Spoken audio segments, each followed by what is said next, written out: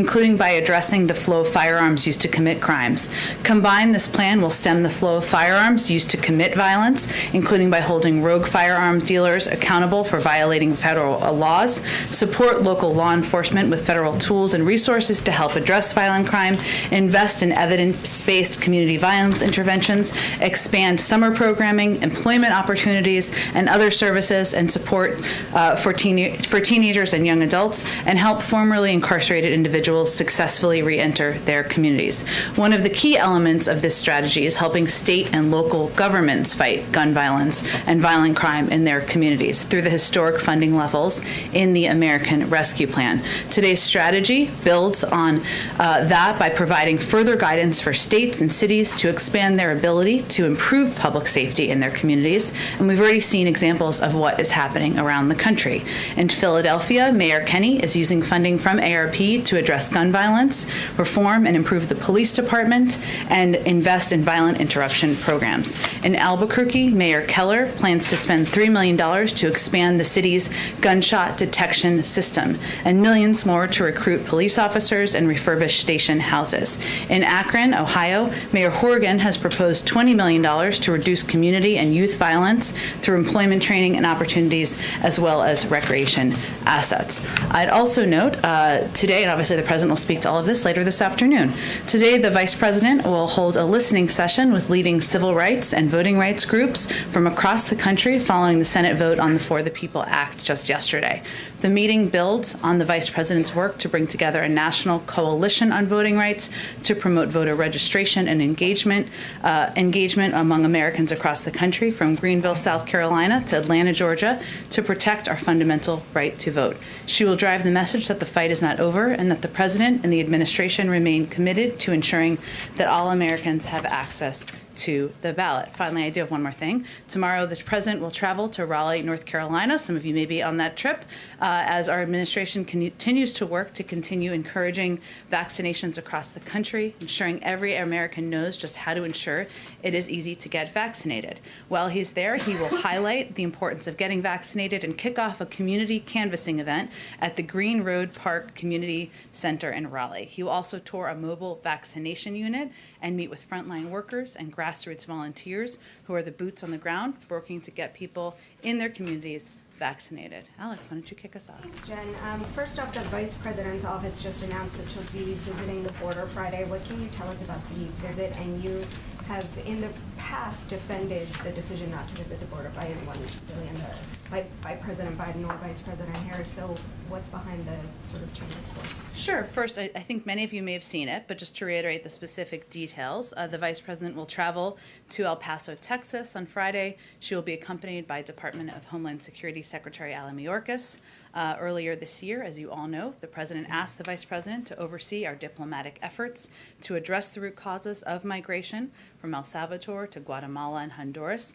And as a part of this work, she recently traveled to Guatemala and Mexico last month to have those discussions. And this trip to the border on Friday will be a part of this effort. I will note that I've also said here from this podium, and she has also said that when it was the right time, she may go to visit the border. And so this trip on Friday, which is being done in coordination with the Department of Homeland Security. Secretary Mayorkas is, of course, joining her on this trip. And the planning and timing of it was done in coordination with them, is part of the coordinated effort between her office, her work, the Department of Homeland Security, the Department of Health and Human Services, to continue to address the root causes and work in coordination to get the situation under control. Sure. And then on voting rights, the President's statement yesterday said he'll have more to say on this next week. Mm-hmm. Can you give us a sense of what we should expect from the President on voting rights? And you also have said that there are other avenues for protecting voting rights. What do those look like? And then I'm going to take another stab at this. I know you've been asked this 5 different ways, but does the President believe that defending the filibuster is worth more and more important than protecting voting rights? Well, first let me say, as the Vice President said yesterday, and I'll just reiterate, the fight to improve and expand access to voting is far from over. And the president, as he noted in his statement yesterday, and as you just touched on, will be speaking to this next week. And this is a continuation of his efforts to use the bully pulpit to elevate this issue, as he did just last week when he marked Juneteenth, and also as he did in Tulsa, Oklahoma, just a few weeks before that. So I expect we'll have more to preview as we get closer, but I can tell you that what you should expect to hear from him is that there are many ways to work across the country with activists, with states, with legislators, using every lever at our disposal to expand access, improve access to voting for people across the country. He'll talk about some of the ways that he wants to continue to do that. He'll also reiterate his view that it's a fundamental right, and that people across the country should be able to exercise that, to decide who they want to be their mayor, who they want to be their congressman, who they want to be their president. And everybody who supports democracy, who supports equality, who supports justice, should be supporting improvements to our voting rights laws. And one more last one on this conversation around crime. How should the American people measure success for President Biden on crime? Should they be looking for a reduction in crime in their localities, or, I mean, what exactly is he aiming for in announcing these new policies today?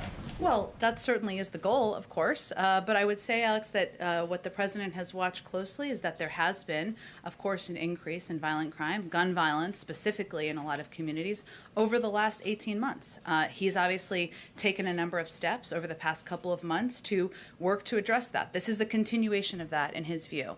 And part of that is empowering local police communities and making sure that local communities have the funding they need to support efforts by the local police. It also means taking steps to address the prevalence of gun violence across the country. So, of course, his objective is to take steps he can do as the President of the United States, using the tools he has at his disposal to empower local communities, get them the resources they need, and ensure we're putting laws in place that reduce gun violence. Go ahead. Thanks, Jen. Can you tell us a little bit more about what the Vice President will be doing at the border? Is she visiting a detention center or a facility for migrant children? And how much access will the press have to whatever sites she tours while she's there? They're all great questions. Obviously, they just made this announcement. I'm sure they will have more details to share with you. I just don't have any more to share with you at this particular moment on what she'll be doing specifically there. Okay.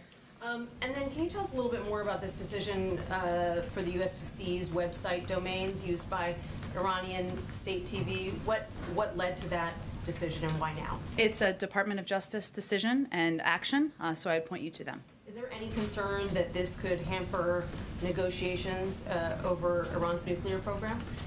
We are still at the point, and in those discussions, we just finished the 6th round. Obviously, all of the negotiators are back in their capitals having discussions as is appropriate. We see advantage to us in moving toward a diplomatic solution. We hope others who have seats at the table do as well. But again, this was an action by the Department of Justice, not coordinated with other aspects of our negotiations. And then what can you tell us about the talks that took place on the Hill yesterday over the bipartisan infrastructure proposal? Were those fruitful discussions, and where does that go from here? Is the president going to be hosting any of those senators here at the White House in the coming days? If we continue to make progress in these discussions, then the president looks forward to welcoming members to the White House before the end of the week. We'll see.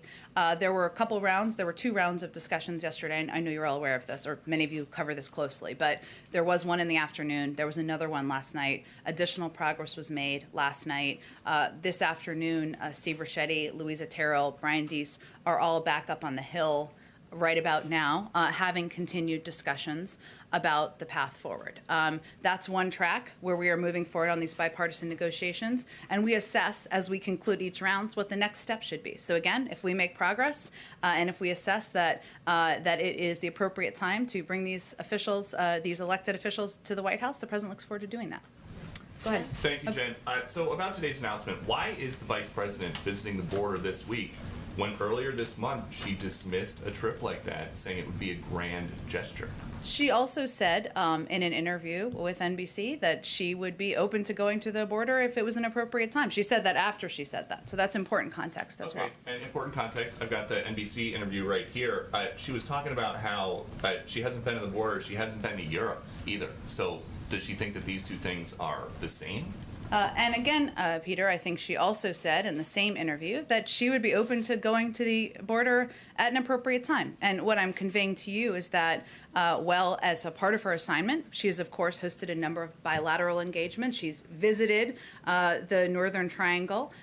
She's made a number of announcements about how to address root causes that was going to assess with the Department of Homeland Security and with the administration when it was the appropriate time to go. And I will note that we're at this point in part because we've made a great deal of progress. And if you look just to a couple of months ago, when 6,000 children were in Border Patrol facilities, we're now at the point where there's far less than 1,000. If you look to just a couple of months ago, when there were children who were waiting in Border Patrol facilities for more than 100 hours, and they were certainly overcrowded, now it's less than 30 hours. In April, there were 22,000 kids in HHS facilities, and now that number is 14,000.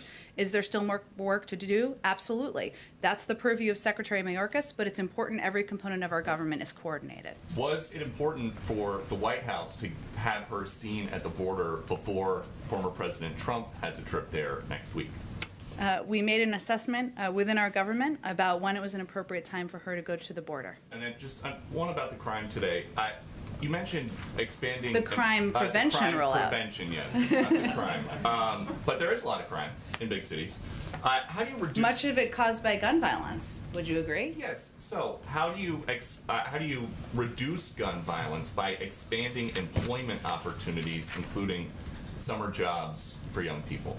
Well, first, there's several components of this proposal. One of them is an initial set of actions on gun violence, or an additional set, I should say, of steps on gun violence, which the president feels are important to get guns off the streets, make sure they are not in the hands of people illegally, many of whom are playing a role in violent crime across the country. That's part of his objective. He also wants to provide, as we've seen, has been effective in communities across the country, incentives and alternatives for young people in communities where that has shown to be an effective step. So is the thought there basically that some criminal who has been committing crimes with limited interruption or interference from police for the last couple of weeks or months is going to stop this easy life of crime if they have a summer job?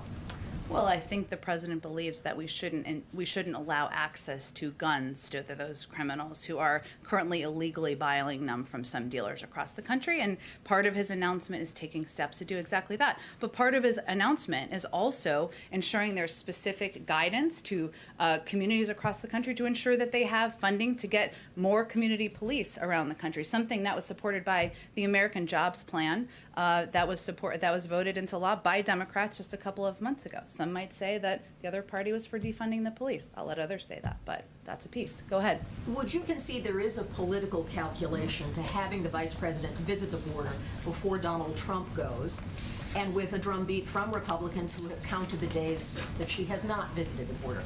Isn't there a political decision in the timing of this? Well, Kelly, I would say that we have no way to predict what former President Trump will say when he goes to the border.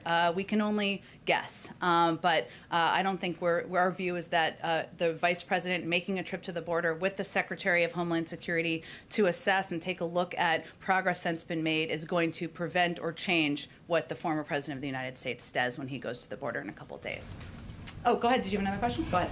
Senators, including Senator Tester, are saying that they believe they're at really the kind of razor's edge moment with deciding the pay-fors for infrastructure. Can they go forward? Do you feel that there is the possibility of some kind of a development within the next 24 hours? Would you agree with that sense of the timing? And is there anything new that the White House has offered for paying for these infrastructure programs that we have not learned of from you before? Well, there's no question, as you know, it's much easier to negotiate with Congress when they're in session. So we're certainly hoping to make progress over the next couple of days. I'm not going to put it 24, 48. There's a couple more days in the week, and we're hopeful to make progress. If we see progress continue to be made between our discussions with our members of our senior team and members, then we look forward to welcoming Democrats and Republicans here to the White House to meet with the president. In terms of what we would offer, the president has offered a range of ways to pay for these proposals. proposals. And we've also we had so many options of how to pay for these proposals. We've even taken some of our own proposals off the table, including ensuring that individuals pay a higher rate for this specific negotiation, and also raising the corporate rate for this specific negotiation, even though we're keeping it on the table for later on, to be very clear. But the bottom line, it's pretty clear and simple to the president. The choice for him on the pay-fors is, are you going to ask Americans who are just trying to go to work, just trying to drive their cars to work, drop their kids off at school, to pay more through a gas tax? Or should the wealthiest Americans pay what they owe in taxes? To him, that's a pretty clear no-brainer choice. That's part of the discussion, though. Go ahead. Back to the president's crime prevention announcement today. You've noted that violent crime has been up over the last 18 months and several years.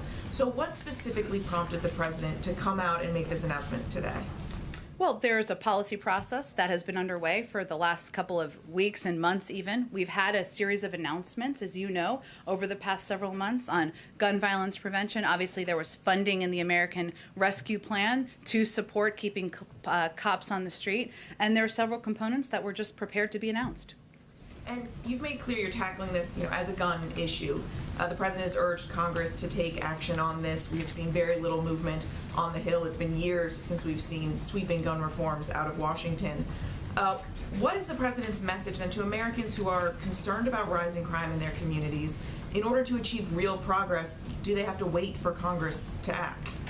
Well, the president would certainly like to see Congress act on universal background checks, on an assault weapons ban, a number of the pieces of legislation that are currently, I shouldn't say working their way through Congress, but are currently alive in Congress. But he's not going to wait. And his message to the American people is he's going to take steps that he has the power to take as president to reduce gun violence, to put in place measures that will reduce the likelihood of criminals having access to guns on the streets. There are authorities any president has, and he's going to take steps to do that, even as he pushes for legislation to move forward. So beyond the announcements today, he is preparing or considering additional steps that could tackle some of these issues? Well, I think we're going to focus on the announcements he's making today, a lot of which are on gun violence and gun violence prevention measures. I don't have anything beyond that to preview, but there are some significant steps he's certainly announcing this afternoon. And just one more question on how the funding for all of this works. You're allowing state and local governments to reallocate some of the COVID-19 relief funds to hire more police officers, invest in other areas to combat this rising crime. But when Republicans pitched that idea to try and pay for some of an infrastructure plan, the White House said that money was already allocated. So what's the difference? Well, the money was always allocated in state and local authority to state and local governments. One of the authorities they could always have taken was to ensure there were more cops on the beat, more police in place, and that's something we have always said was a part of the plan and the proposal. I don't know why Republicans opposed that or why that would have prompted them to vote against the package. Go ahead. Just to follow up on Mary's first question, public safety can be a potent political issue. To what degree, if any, has the politics played a role in the decision to really try and get out in front of things today? Well, the president has been very consistent in his views over the course of decades. He has never been for defunding the police. He has always been a supporter of ensuring that local community policing is funded and adequately supported by the federal government. He's also been a longtime advocate for decades and leader on addressing gun violence. So this is actually a continuity of his leadership on these issues over the course of decades. Now he has taken steps since president on each of these issues as well, including supporting funding, proposing funding in his own budget for community policing. And this is just an opportunity to put additional meat on the bones. And then two more quick ones. You've answered this before, but just to make sure I understand red lines in the elusive search for pay-fors that are amenable to everybody. User fees on electric vehicles, is that in the same category as indexing the gas tax from your guys' perspective in these negotiations? Yes. We are not for a Ford F-150 tax. I'm not sure why others are. Good for you. And then quickly, given the tempo of some of the Taliban offensives that we've seen in Afghanistan, are there contingency plans at work right now to either move troops out faster or perhaps more importantly, embassy officials, folks that the U.S. plan to keep on the ground if they advance much quicker than perhaps was initially thought? Well, first I would say that our Department of Defense is overseeing an orderly withdrawal of our troops from Afghanistan, and doing that at a pace that, in their view, will ensure their safety and ensure we are doing it in a way that's effective and in a coordinated manner with the government. I will say that while in general we are seeing elevated attacks on DSF and Afghan government versus a year ago, we have not seen an increase in attacks on our military presence since February 2020. And we also assess that had we not begun to draw down, violence would have increased against us as well after May 1st, because that was what the Taliban was clearly conveying. So the status quo, in our view, was not an option. In terms of personnel and others on the ground, that's certainly something that our State Department and our team takes very seriously and assesses whether there is a need to take any additional action. And I would certainly defer to them on any additional preview they do on that front. Go ahead. Thank you, Jen.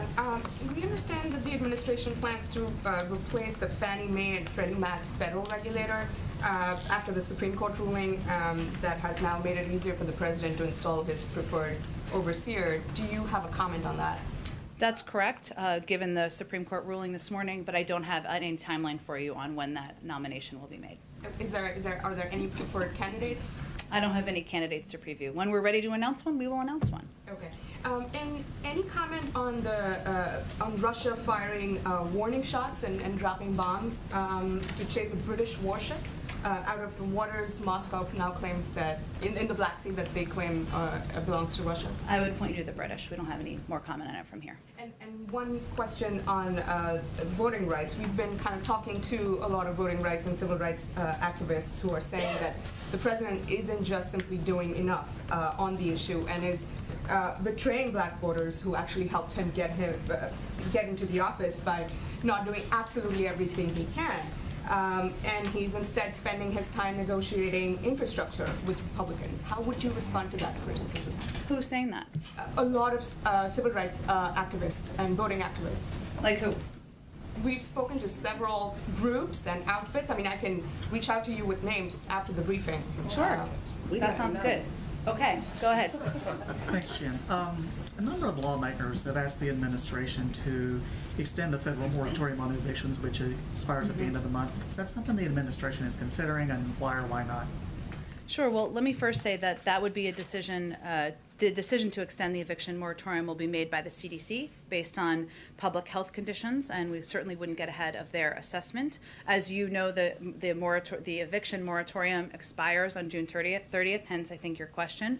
It was always intended to be temporary, and the president remains focused on ensuring that Americans who are struggling through no fault of their own have an off-ramp once it ends. Hence, we've also worked to take additional steps to ensure people are getting the support they need to stay in their homes, whether they are renters or homeowners. But we'd certainly defer to the CDC on their decision and their timeline. Go ahead. Thanks, Jen. The Miami Police Chief, Art Acevedo, expressed concern, disappointment that his association wasn't invited to the discussion. His association represents dozens of the largest city police forces, the major cities chief association. I just wanted to ask why the group wasn't invited, considering the role that they would likely be part of it. Well, I think as we were putting together the roundtable that the president is taking part in today, we tried to have a diverse group of individuals representing a range of interests from across the country who have all played an active and vital role in addressing crime and crime prevention across the country. It is not meant to diminish anyone, including the individual you mentioned, and I'm sure we will be closely engaged with them and others who are not a part of this roundtable. One more question Sure. on the crime and gun prevention effort. This effort involves redirecting some of the relief aid to these measures, and it gives wide latitude for spending that money in certain areas. But the Biden administration largely opposed redirecting relief funds for infrastructure projects. There were some limited exceptions, water and sewer, but why was it not okay for infrastructure or limited for infrastructure, but it is more okay for this area. I think this is similar to the question Mary just asked. I mean, it has always been the case that ensuring funding was used by state and local authorities to keep cops on the beat was always a part of what was allowed in the parameters of the spending. And that is something that a number of communities, as I outlined at the beginning, did take the steps to do. So this is just giving additional guidance on how to use the funds. Go ahead. Thanks, Jen. On the meeting later today between Chuck Schumer, Nancy Pelosi, and White House officials, what is the White House's message to them going to be with regard to the infrastructure talks? So you're going to insist on continuing going down the bipartisan route, or is this going to be a decision point where they may sort of kick the tires and go ahead with reconciliation on that? Well, we've always seen this, or seen this for some time, I should say, not always, as a two-track strategy, right? So there are different discussions and negotiations happening today. One track, the American Jobs Plan, or big components of it, is a part of the infrastructure negotiations that we're discussing. Steve Ricchetti, Louisa Terrell, Brian Deese, right now with members who are part of that bipartisan discussion. Later tonight is a discussion that will also include Shalanda Young, also include Susan Rice and others. That's a discussion in part about the budget reconciliation process, the second track. And that track will include the American Families Plan and components that are not a part of the negotiations. So we've been saying two tracks. Today is an example of two tracks actually moving forward at one time in one day. Which track is moving more smoothly right now?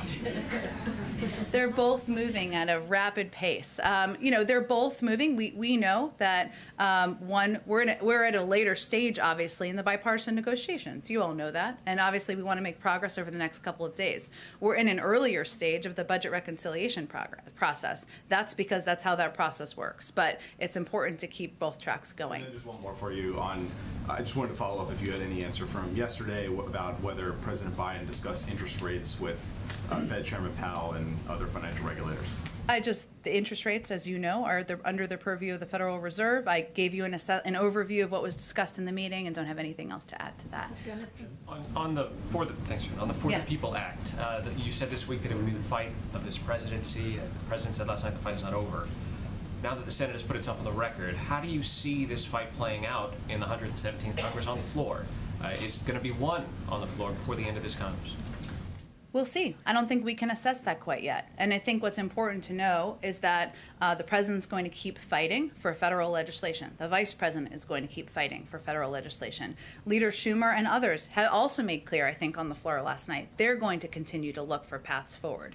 We will see what that looks like, but we're still assessing that in the coming days. What the president will also talk about, though, next week is not that fight, but also what we can do in states around the country, what we can do through a range of the authorities that the federal government has. Because for all of these, our objective is to make it easier to vote, make it more accessible to vote, and there's a lot of ways to do that, even as we're continuing to fight for federal legislation. I want to ask you another question about the border. You said that a great deal of progress has been made.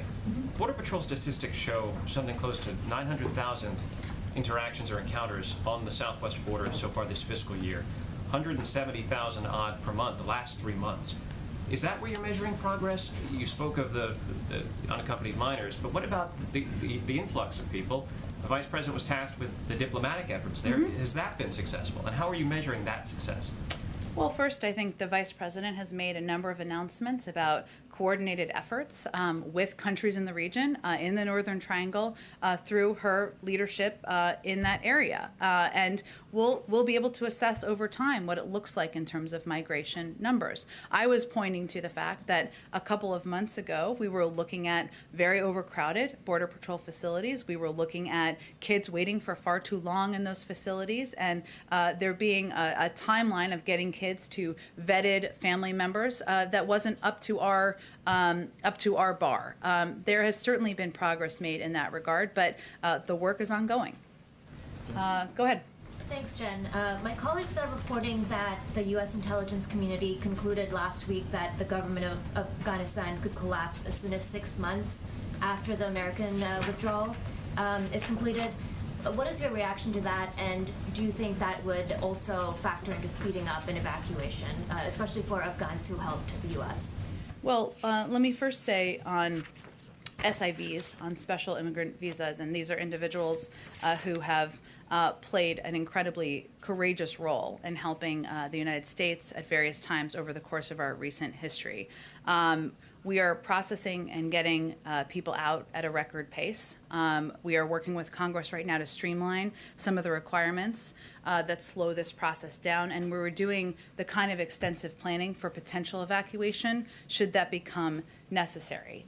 So we're continuing to evaluate what our options are there, continuing to take steps forward, and certainly we want to take every step we can take from the federal government to treat all of these courageous individuals as they deserve. Is there a reaction on that intelligence community's assessment at all that the government could collapse within 6 months of the U.S. withdrawing?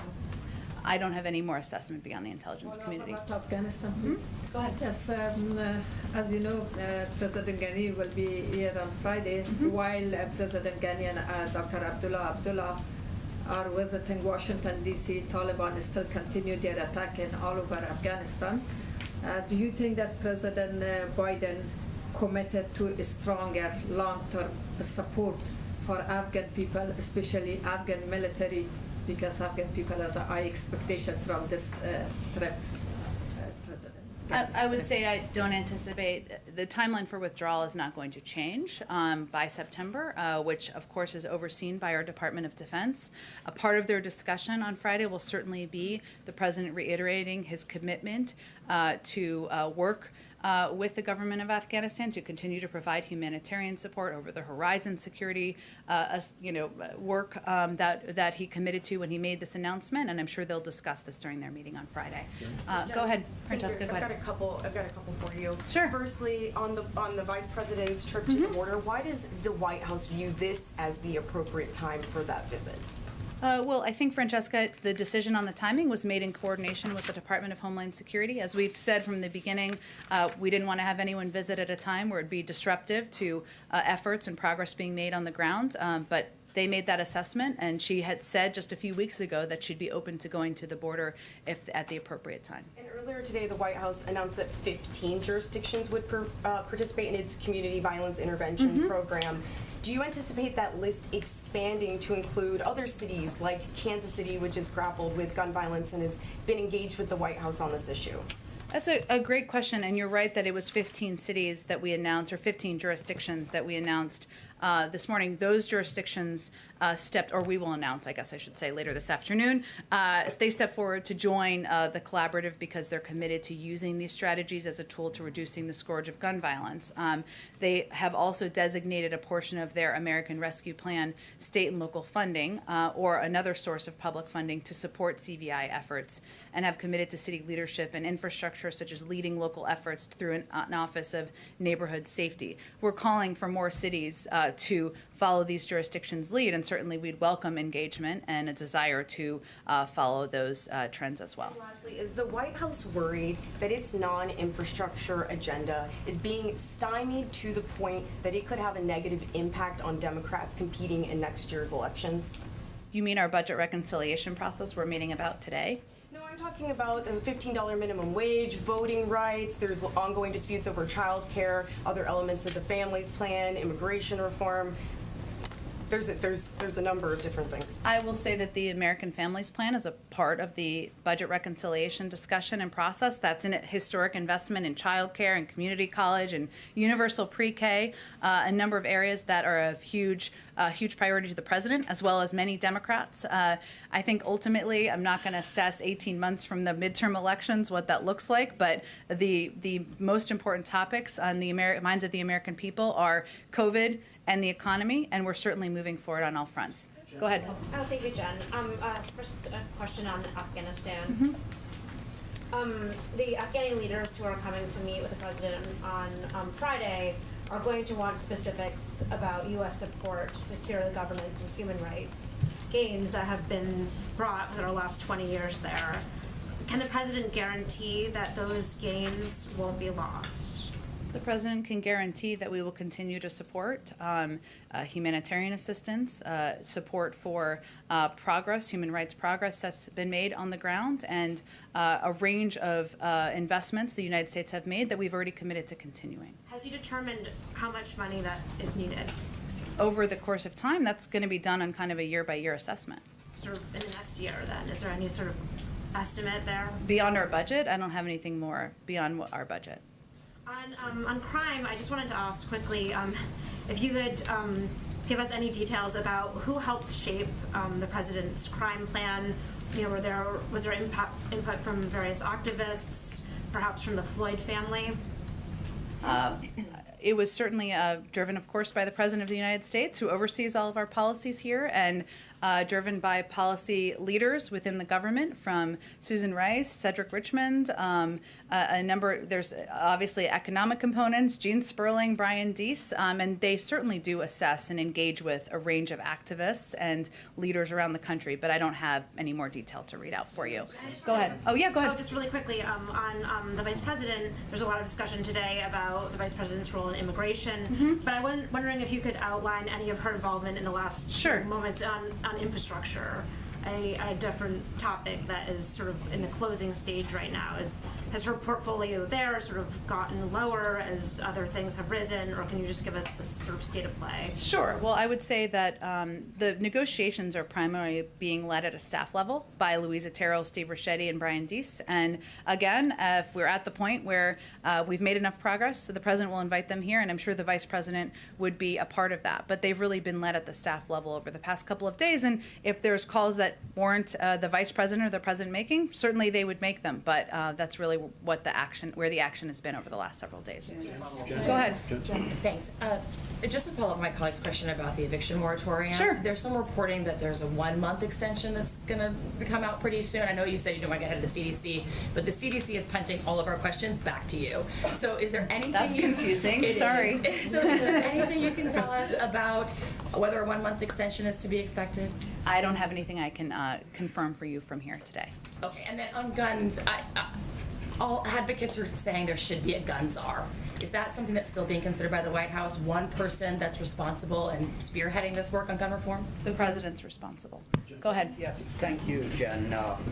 For some months, lawmakers of both parties have been asking the administration to prohibit polysilicon from coming into the country from China because it's being made in Xinjiang. It's a key material, as you may know, for solar panels. So is there some concern that prohibiting that from China could hurt the president's net zero goals, or what are you looking at it doing in regards to this from the human rights perspective? Well, first let me say that in Cornwall, just 2 weeks ago, G7 countries committed to ensuring that global supply chains are free from the use of forced labor, which was a significant statement and agreement among G7 countries. And so as a part of that, you can expect that the United States will continue to hold those who engage in forced labor accountable, and that we will continue to remove goods made from local forced labor from our supply chains. As you also know, and I think this is the root of your question, we also remain committed to making progress internationally, domestically and internationally, on addressing the climate crisis. But we think we can certainly do both. I don't have anything yet to announce as it relates to specific products, or substantive, I should say, that are planned. But we'll see if we have more on that in the coming days. Oh, okay, great. We have to gather for the event. Thanks, everyone, so much. Have a great day. See you tomorrow.